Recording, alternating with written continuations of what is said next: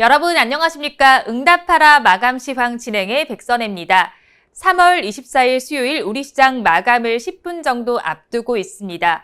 미국발 악재를 받고 개파락 출발한 우리 시장은 좀처럼 오름세가 나타나지 않았는데요. 코스닥 시장에서는 그래도 빨간불이 들어와 있는 모습입니다. 코스피 시장은 좀처럼 힘을 내지는 못하는 상황인데요. 그래도 약보합권까지는 올라와 있습니다. 10분을 앞둔 우리 시장 어떻게 마감 준비하고 있는지 살펴보도록 하겠습니다. 화면을 통해서 보겠습니다. 역시나 엇갈린 모습이 나타나고 있습니다. 코스피 시장은 장 초반부터 3,000선을 이탈하면서 거래가 진행 중인데요. 지금 0.25% 빠지면서 2,997.41포인트를 지나고 있고요. 코스닥 시장은 0.67% 상승을 하면서 952선에서 종가 형성할 준비를 하고 있습니다. 시총 상위 종목들은 어떻게 마감 준비하고 있는지 코스피 시장을 먼저 보도록 하겠습니다. 1위부터 5위 종목 중에서는 LG화학에서만 빨간불이 들어와 있고요. 나머지 종목들은 파란불을 켜고 있습니다. 네이버는 보합 마감을 준비하고 있는데요. 대장주인 삼성전자는 0.86% 내림세가 나타났습니다. 81,100원의 마감 동시효과 구간을 지나고 있고요. SK하이닉스는 0.74% 약세 흐름을 보입니다. 전거래보다 1,000원 빠진 시점에서 거래 마칠 준비를 하고 있습니다. 네이버는 전거래 종가와 동일하게 마감 준비를 하고 있고요. 삼성전자 우선주도 약보합권에서 거래 마칠 준비하고 있습니다. LG화학만 1%대 강세 흐름을 보여주면서 오랜만에 빨간불을 켜주고 있습니다. 이어서 6위부터 10위 종목도 보도록 하겠습니다. 6위부터 10위 종목을 살펴보시면 그래도 빨간불이 더 우세합니다. 조금은 더 분위기가 좋은 6위부터 10위 종목들인데요. 현대차만 2%대 약세 흐름을 보이고 있습니다. 삼성바이오로직스는 강보합권에 들면서 빨간불을 켜내고 있고요. 카카오 역시도 강보합세를 나타내고 있습니다. 삼성 SDI는 1%대 강세를 보이면서 마감 동시효과 구간을 지나고 있고요. 셀트리온은 좋습니다. 2.39% 상승률을 기록하면서 299만 9,500원에 종가 형성할 준비를 하고 있습니다. 이어서 코스닥 시장의 분위기도 살펴보도록 하겠습니다. 코스닥 시장 1위부터 5위까지 상승세가 우세합니다. 셀트리온 형제는 나란히 손을 잡고 빨간불을 켜내주고 있고요. 펄어비스는 3%대 강세를 보여주고 있습니다. 카카오게임즈도 강보합권에 들면서 빨간불을 켜고 있는데요. 시젠만 약보합권에 들면서 파란불을 켜고 있습니다. 이어서 6위부터 10위 종목은 마감 동시효과 구간을 어떻게 지나고 있는지 보도록 하겠습니다. 6위부터 10위 종목의 분위기를 살펴보시면요. 혼조세가 나타나고 있습니다. 에코프로비엠은 강보합권에서 거래 마칠 준비를 하고 있고요. SK머티리얼즈에는 1%대 강세 흐름이 포착되고 있습니다. CJENM과 스튜디오 드래곤은 약세를 보이고 있고요. 알테오젠 역시도 2% 넘게 빠지면서 99,700원의 마감 동시효과 구간을 지나고 있습니다. 이어서 양시장에 있는 이슈들 체크해 보도록 하겠습니다. 먼저 대장주인 삼성전자와 SK하이닉스가 공통적으로 받고 있는 소식입니다. 세계 최대 종합 반도체 업체인 인텔이 통큰 투자를 선언했습니다. 인텔은 전 세계 반도체 공급 부족이 심화되고 있다는 점을 감안해서 약 23조 원을 투자를 해서 파운드리 시장에 본격적으로 뛰어들기로 했습니다. 인텔은 삼성전자 등을 전략적으로 활용할 것이란 계획을 밝히기는 했는데요. 하지만 업계 1위인 삼성전자의 입지가 좁아질 것이라는 우려가 제기가 되면서 반도체 관련주들 전체적으로 지금 하락 전환한 모습이 나타나고 있습니다. 이어서 네이버도 살펴보도록 하겠습니다. 네이버와 대한항공, CJ, 신세계 모두 지금 이슈를 받고 있는데요.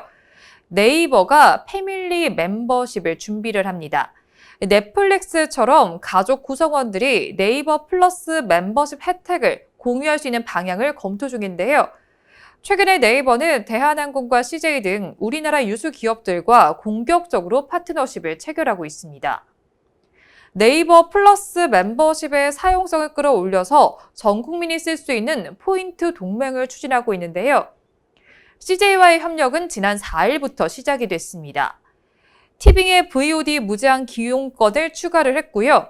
적립 혜택을 중심으로 대한항공의 스카이패스 마일리지와 연동할 예정입니다. 또 신세계 포인트와도 연동할 것으로 보이는데요. 한편 대한항공의 경우에는 오늘 유상증자 신주가 상장을 했습니다. 대한항공은 지금 2%대 약세 흐름을 보이면서 마감 동시효과 구간을 지나고 있고요. CJ의 주가도 보시면 강부하권에서 거래 마칠 준비를 하고 있습니다.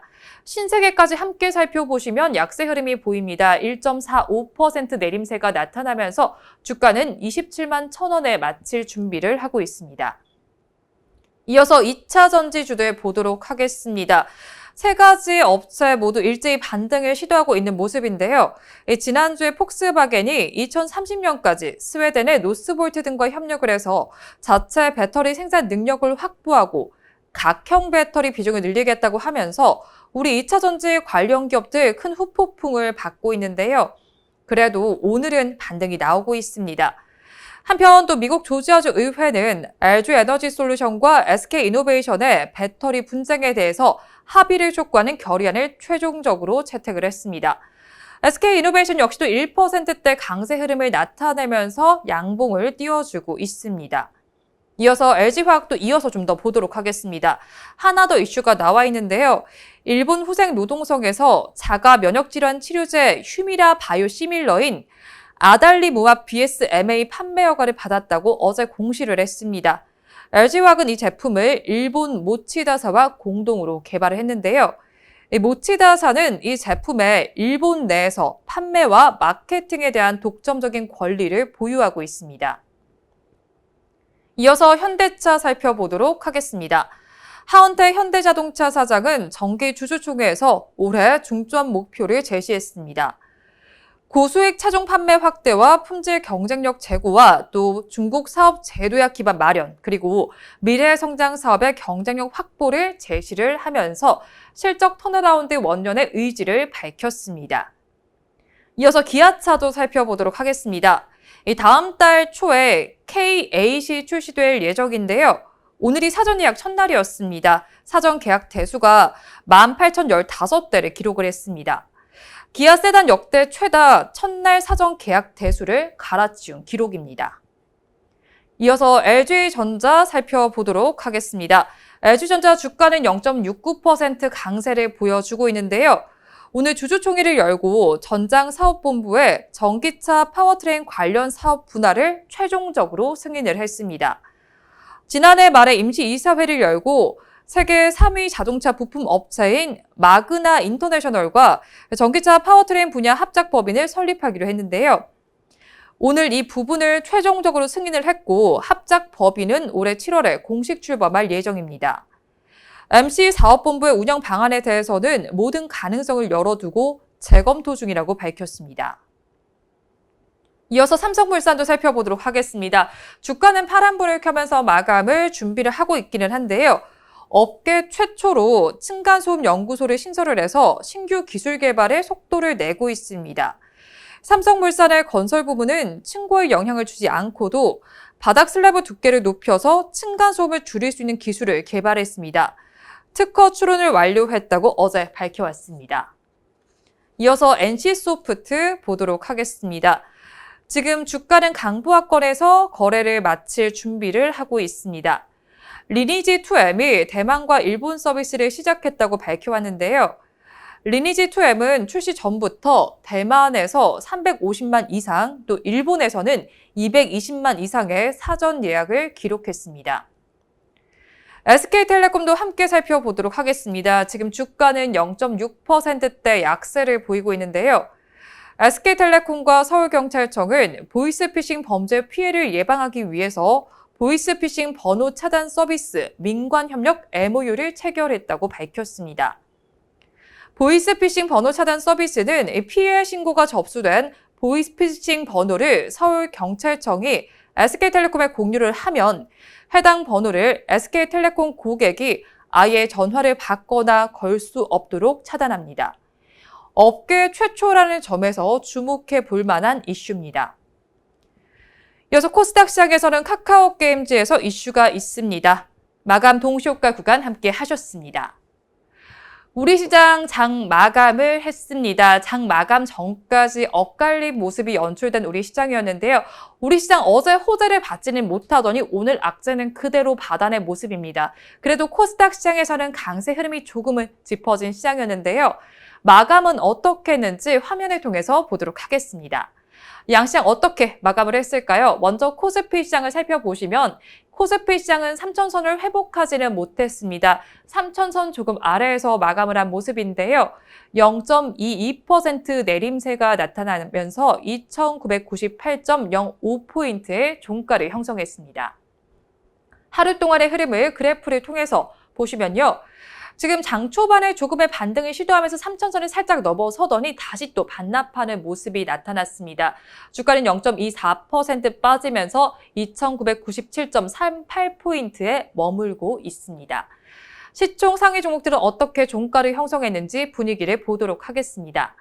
먼저 1위부터 5위 종목은 혼조세로 마감을 했습니다. 그래도 마감 동시효과 구간보다 조금 더 분위기가 좋아졌는데요. 네이버에서 빨간불이 들어와 있습니다. 네이버는 강보합권에 들면서 38만 7천 원의 거래를 마쳤고요. LG화학도 1.16% 강세 보이면서 78만 4천 원의 종가를 형성했습니다. 나머지 종목들은 파란불이 들어와 있는데요. 대장주인 삼성전자는 0.98% 빠지면서 8만 1천 원의 거래를 마쳤고요. SK하이닉스는 1%대 약세를 보였습니다. 13만 3,500원에 거래 마감했습니다. 이어서 6위부터 10위 종목도 살펴보도록 하겠습니다.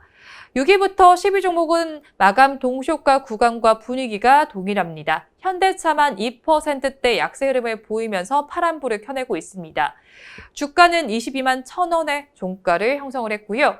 반면에 나머지 종목들은 모두 힘을 내줬습니다. 삼성바이오로직스와 카카오는 강보합권에서 거래를 마감을 했고요. 삼성 SDI는 1.76% 내림 오름세가 나타났습니다.